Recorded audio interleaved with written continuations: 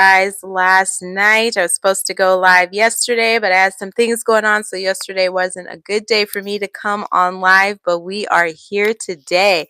So make sure you got your popcorn, your drinks, you are comfortable. We have some things we got to get into. Welcome to Aries Rose TV, and if you're not familiar with me, my name is Aries Rose. And on this channel, we talk about streaming shows, movies, TV shows, celebrity news, world news, local news, politics, basically anything I find interesting, I come on and discuss with my Aries crew. And tonight we have a great show lined up for you. Before we get into our show lineup, we have some announcements that we need to go ahead and get out of the way. If you are on Instagram, follow us there, Aries Rose TV. Let us know you're from YouTube and we'll follow you back. We're trying to grow over on Instagram, and it's another place where you can connect with us. We post over there, talk about movies we're going to go see, do movie reviews, talk about different pop culture and trending topics. So catch us again on Instagram at Aries Rose TV. And on YouTube, on the communities tab, they changed it up a little bit, so you can talk back with me on there so we can have discussions. You can post topics, trends, things you may want to ask. We can do all of that on the communities tab. All you have to do is be a subscriber, and if you have not already subscribed, we love to have you a part of the Aries crew. It's free to join. All you got to do is hit that subscription button and then hit that notification bell so you can find out every time I go live, post videos, post shorts, post on the communities page. And if you've been on a live before, you're familiar with this. If this is your first time, welcome. Thank you so much for being here. Appreciate you stopping by. In early June, we lost the father of my two younger kids, and we're working on putting a memorial together for him. We were not financially prepared for this person to pass away, and it's been a pretty devastating journey for us learning how to live without this person being here. It definitely happened at an unexpected time, and it was pretty sudden, so we're just getting through the healing process and learning how to live without having the presence of such a major part of our lives being there. And since we weren't financially prepared for this person to pass away, we do have a GoFundMe that's been set up. The funds are going to go towards the memorial that we like to hold for him. Anything that's left over will go towards the care of our kids, as well as expenses that are related to passing away and the different things that we have to address in his absence. So we will post the GoFundMe link in the description of this box, in the description box of this video, and you can also find it on the communities tab. Donation amount is greatly appreciated. And I see some people are coming in the room. So we got Zen Flame Official. Welcome. Thank you so much for stopping by. Whit Coop, appreciate you being here. Johnson, thank you so much for stopping by. Javion, welcome. And I am doing well. How about yourself, Whit Coop? Thanks for checking in. Appreciate you. And as you come into the room, if you can like the video, it's greatly appreciated. It's a free way to support the channel, and it goes a long way and means a lot. And let's jump into our topics for tonight. So we got to talk about the floods that have been going on in Texas. It's been causing some devastation out there, and a lot of people have lost their lives. So we definitely need to get into that. These natural disasters are just wreaking havoc, and it's just very sad to hear about people losing their lives and these different things happening. Earlier in the year here in California, there were some devastating fires out in the Palisades, and a lot of people lost their homes. So it's been a pretty trying year, and it's only halfway through. And then we have Kelly Clarkson, who was going to do a Vegas residency, and it looks like that got postponed. So we need to see what's going on with why Kelly Clarkson needs to postpone that residency start date. And Megan 2.0, so that was the sequel to the Megan movie that came out, I believe it was last year, and that movie did pretty good. The first Megan did pretty good, so it made sense that they wanted to do a Megan 2.0, except Megan 2.0 was not as well received as the first one, and that movie has bombed at the box office. So we got to talk about that. Let me know in the comments if you checked out Megan 2.0, if you are interested in watching Megan 2.0. Definitely want to see if we have any fans that are watching the show today. And Mel B from the Spice Girls, she's recently gotten married, so got to get some more info on her happy day that just passed here. I want to say a couple of days ago, or maybe last week. And Michael Madsen, the actor who passed away last week, we got some information on him. It looks like before his passing, he was recently sober after a years long battle with alcohol. So it looks like his passing kind of took family and friends by surprise here because it seemed like he was going on a good path. So we're going to get a little bit of info on that.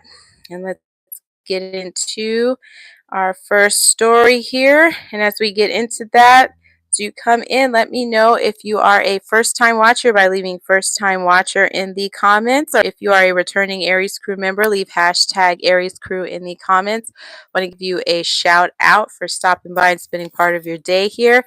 And when you subscribe to the channel, let me know here. I definitely want to give you a shout out and welcome you to the crew.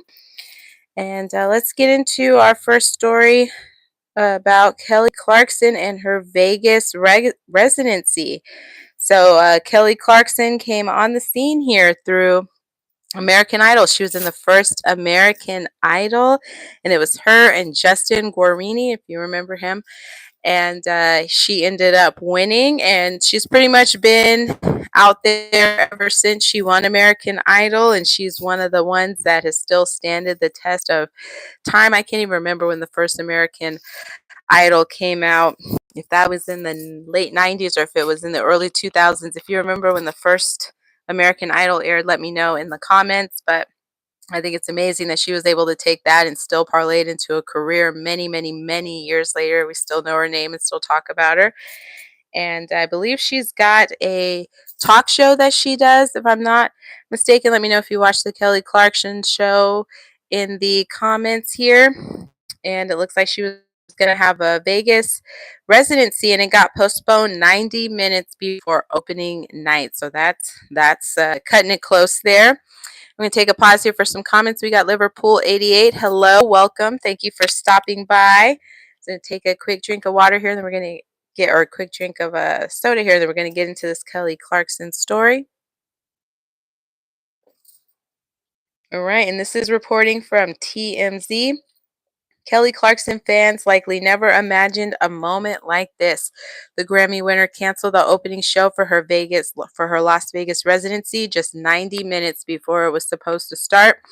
Kelly Clarkson broke the news on Instagram Friday night and blamed the shocking cancellation on her voice, saying she needed time to rest because the residency prep and rehearsal took a toll on it, and she wants everything to be perfect for her dedicated fans. She added, quote, "We have been working 24/7 to make studio sessions the most intimate and extraordinary experience with and for my incredible fans. I am beyond grateful that you always show up for me, and I am devastated to have to postpone tonight and tomorrow's opening at Caesars," end quote.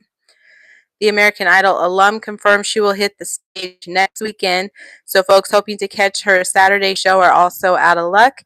She did not reveal if the affected shows will be rescheduled. TMZ reached out to her rep for clarification, but so far, no word back.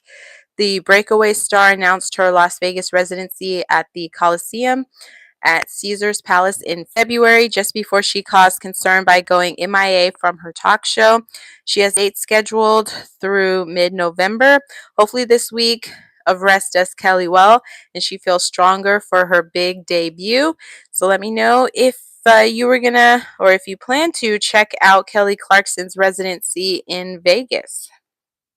I'm interested to see if anybody's gonna go check out her show. I do like some of her music. I think she's got a great voice, and she's done an incredible job with the opportunity that she got on the American Idol show. So I do wish her all the best.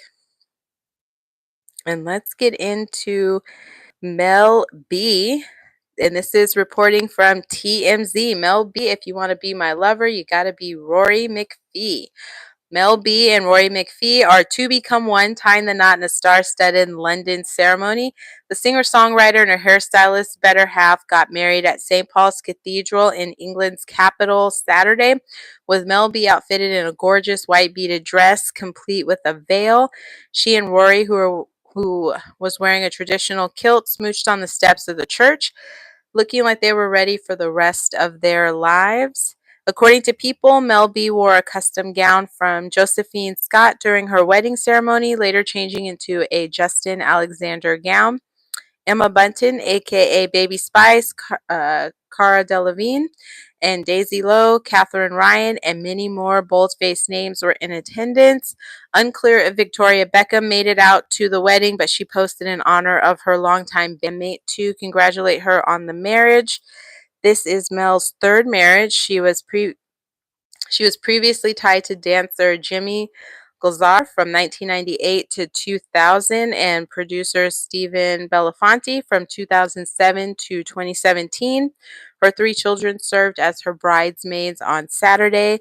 Mel and Rory got engaged way back in 2022, and it's believed they've been dating since 2018. So congrats, Mel and Rory, and take the Spice Girls advice. Let love lead the way. And Mel B also shares a child with the actor Eddie Murphy. They had previously dated, so they share a child together.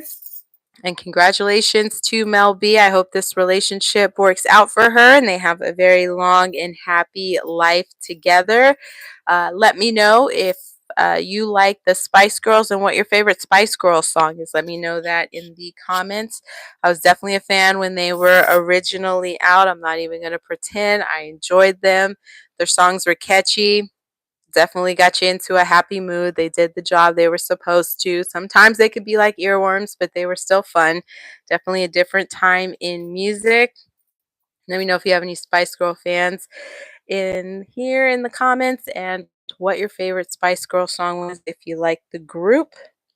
And let's get into talking a little bit more about actor Michael Madsen. So he recently passed away here. He was found deceased at his home by, I want to say, his manager.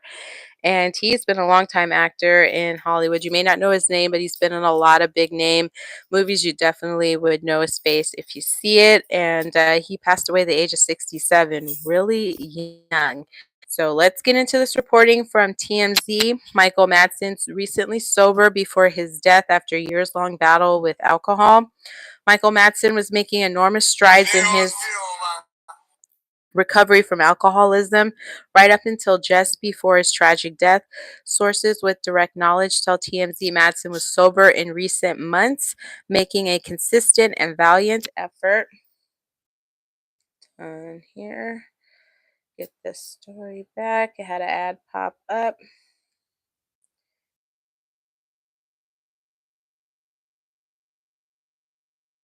And bear with me here.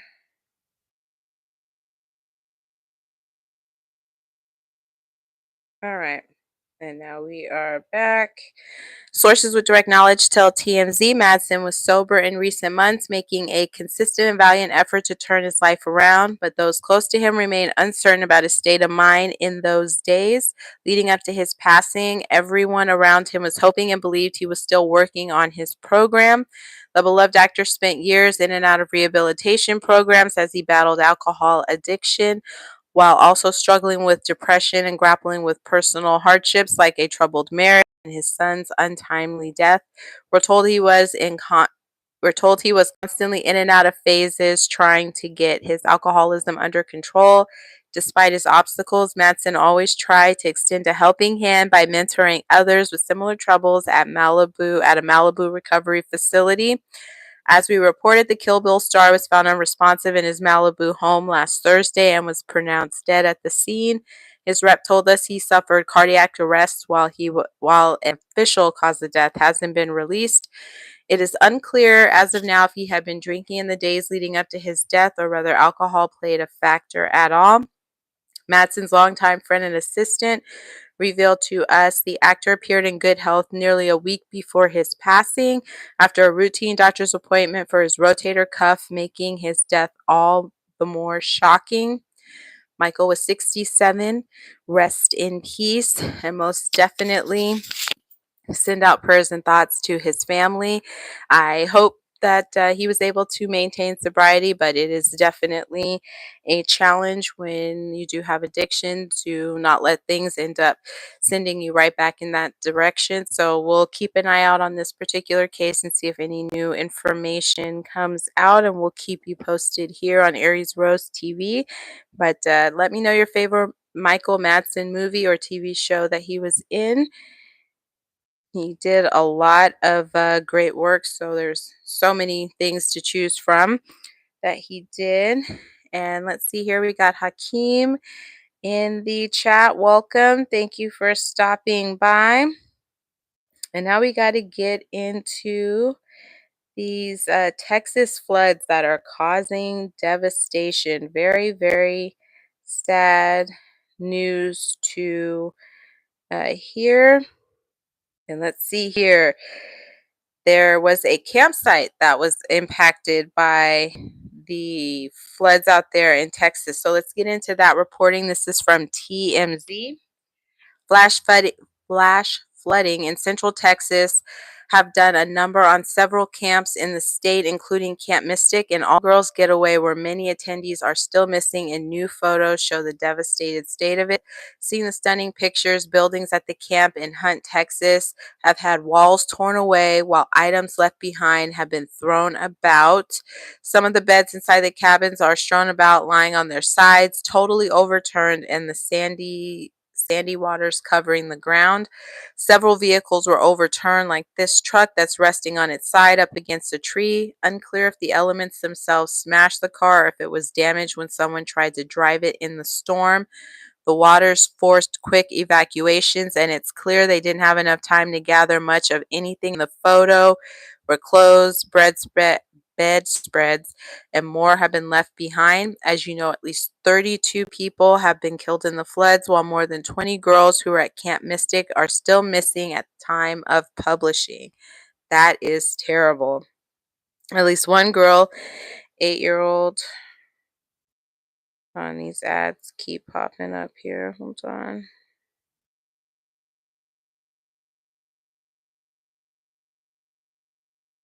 And bear with me, let me get that story back here.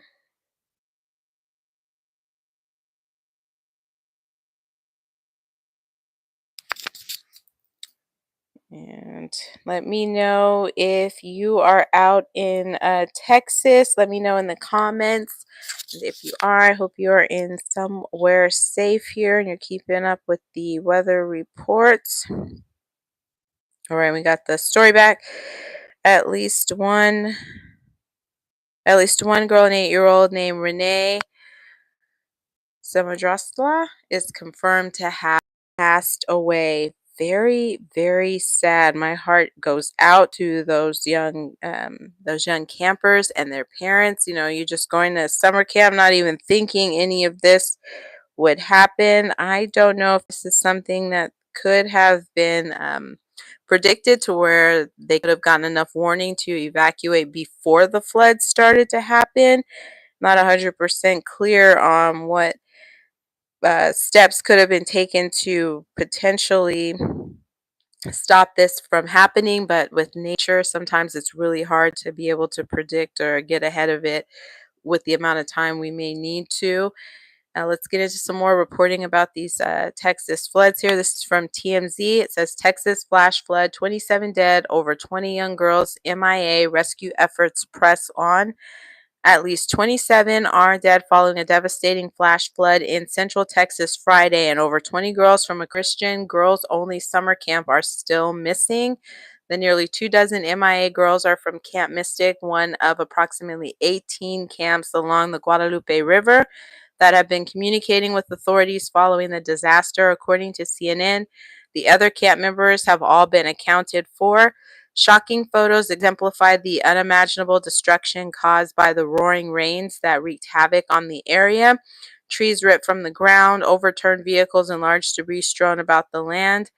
Parts of central Texas were reportedly hit with the months of rain in just a few hours, leading to catastrophic damage. Texas Governor Greg Abbott issued a disaster declaration for 15 counties on Friday to ensure affected areas have limitless access to every tool, strategy, personnel that the state of Texas can provide to them. He also shared a video of a rescue in progress, saying the efforts won't stop until everyone is found. Furthermore, Melania Trump followed her PDA-packed 4th of July celebration with a message for those affected, written on social media, quote, "My heart goes out to the parents in Texas during this difficult time. I'm holding you in my thoughts and sending prayers for strength, comfort, and resilience." Donald Trump echoed Melania's words in on his own post on Truth Social, adding his team is already working with officials in the area, and Homeland Security Secretary Kristi Noem will be touching down there shortly. Rescue crews searched throughout the night and are continuing to scavenge the area for survivors. More than 230 people have been rescued so far, most by helicopter. Um, just awful, awful, awful. I am glad to hear that there is help out there and there are rescue efforts for those who have been impacted by these flash floods. Got some more reporting here from TMZ. It says Texas Governor Greg Abbott, if the Cowboys don't point the fingers, we don't either. Texas Governor Greg Abbott says the blame game is for losers and there will be no finger pointing involving the deadly floods in his state. He says if winning football teams don't throw people under the bus, neither should Texans. Abbott went with a pigskin analogy Tuesday in response to a question about who is to blame for flash floods that have killed at least 109 people in central Texas. The governor says every inch of the Lone Star State loves their football, high school, college, or NFL, and Texans should take a cue from their favorite teams and not resort to blaming others when things go wrong. Abbott says every football team makes mistakes, but what separates the winners from the losers is how they react to failure, and no good team ever tried to point out who was to blame. The governor also says blame is the word choice of losers. Abbott says there are 161 people missing and 109 confirmed dead from the flash floods. So we will definitely keep you posted on here for everything that's going on related to these flash floods out in Texas. If you are in Texas or you know somebody who's out there in Texas impacted by it, hopefully they are getting these alerts and are able to evacuate or be somewhere safe. And prayers definitely go out to the families who have lost people or if somebody is missing as well. And let's just hope that these rescue efforts do help bring people back home. Let me know in the comments here if you are out in Texas or if you know anybody impacted by the floods out in Texas. And let's now get into Megan 2.0 and that movie not performing as well as it was anticipated to based on how well the first Megan movie did. And let's get into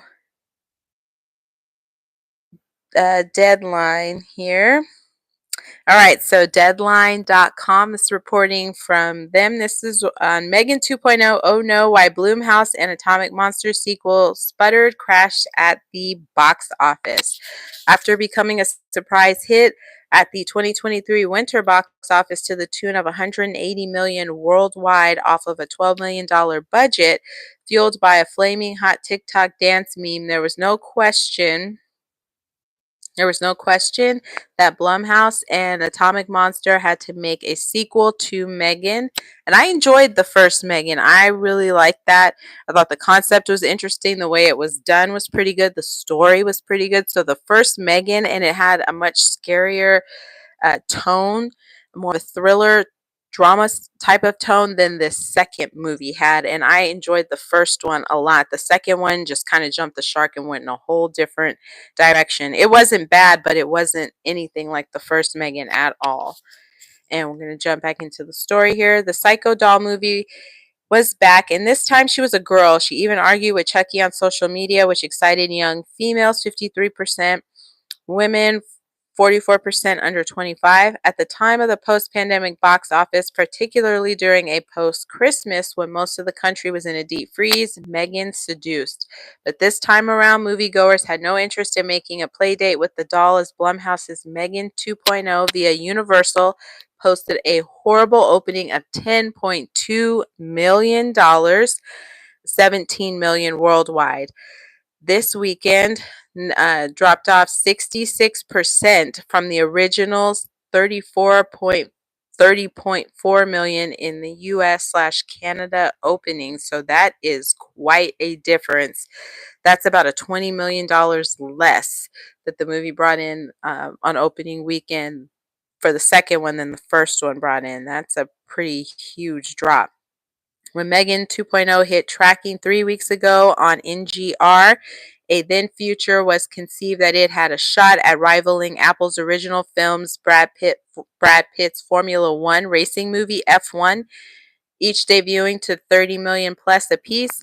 No way in heck. Why did Megan 2.0 arrive so high on tracking? Blame the fact that sequels register a greater total awareness than original movies. Tracking didn't foresee F1's $57 million opening in a box office forecasting. Rival tracking firms spotted interest for Gerard Johnstone's directed Part 2 lower than awareness, a telltale sign. Never mind the exits were better than original movie, a B plus to a B. Once a movie is behind in its opening, it's very hard to make up that gap in audience exits alone. Critics were smitten with Megan 2 years ago at 93% certified fresh on Rotten Tomatoes, but this time they had decided they had enough of the short dress routine at 57% for Rotten Tomatoes. Wow, they're huge drop-offs. This one clearly missed the mark with people. And this next one, quote, the results are thoroughly middling, not funny enough to qualify as a comedy, not exciting enough to qualify as action, not smart enough to qualify as cautionary tale, and certainly not weird enough to keep Megan ethos alive, end quote, exclaimed New York Magazine film critic Bill G. Ebery. As far as WTF happened, sequels to gimmick horror movies are hard. There's a fine line between replicating the original and veering too far from the original. Megan 2.0 veered, and I completely agree with that. How did Paramount pull off Smile 2 with a domestic opening of 23 million on par with the first? Not only was part 2 different in the neurosis of a pop singer, but the Melrose lot sold it on scares in addition to wicked grinning people showing up at major events. Megan 2.0 was campy out of the gate and marketed to the nth degree on her sass. The official trailer begins ironically with Boyz II Men's It's Hard to Say Goodbye and builds to Britney's Oops, I Did It Again. Hold on. To Oops, I Did It Again, set against the doll's battle with a new foe, the AI beastress Amelia. Exhibitors and others found the elevator pitch to be a retread on Terminator 2 Judgment Day. The antagonist, Megan, was now the prototag. One example of humor in the trailer, Allison Williams' Gemma tells Megan, quote, you threatened to rip out my tongue and put me in a wheelchair, end quote. In response to Fembot, I was upset. When it comes to promoting any movie, materials are only as good as the movie itself. Hence, Uni leaned into the camp and the humor. Outdoor street ads in Los Angeles aimed at the LGBTQ plus moviegoers who showed up for the first movie had the tagline, Miss Me Queens. Uni dropped teasers in all the right spots, i.e. the Grammy Awards, Super Bowl, and first trailer release time to Universal's presentation at CinemaCon Las Vegas, where 30 Megan dancers showed up on stage. There were spots across NBA Finals, premiere.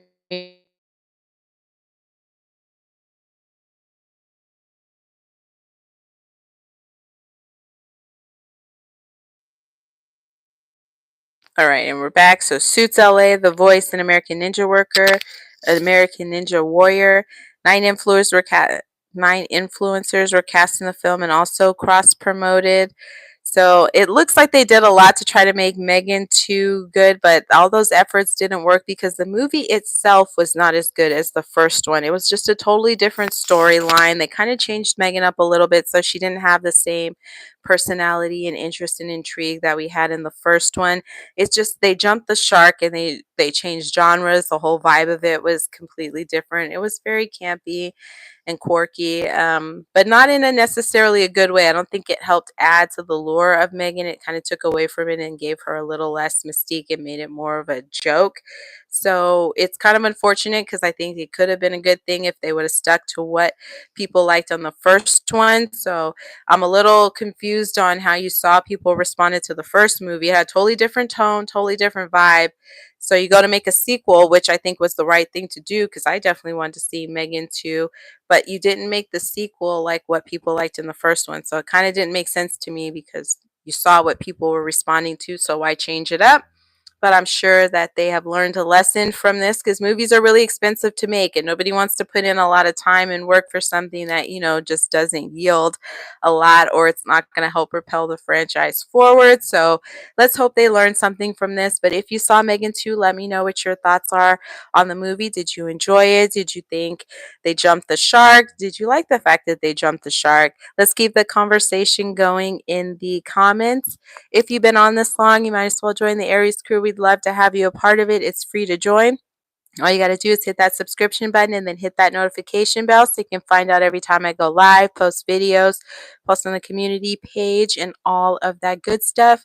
Make sure you check out the communities tab. You can leave questions. We can have discussions on there. You can leave topics or show ideas on there. All you have to do is be a subscriber and we can communicate on there. I post on there pretty regularly, so go check it out. We'd love to chat with you on there.